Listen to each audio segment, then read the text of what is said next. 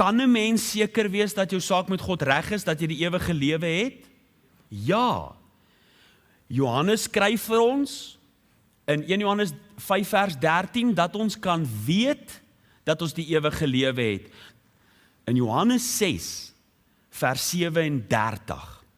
Al wat die Vader my gee, sal na my toe kom, en ek sal hom wat na my toe kom nooit uitwerp nie.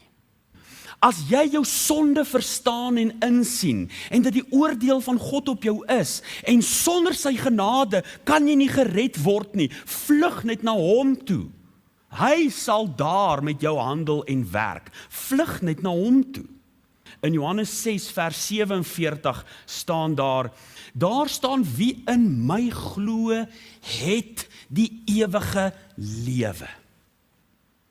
Om so op die Here Jesus te vertrou en te sê, hy alleen kan my van my sonde was. Geloofsvertroue in hom alleen.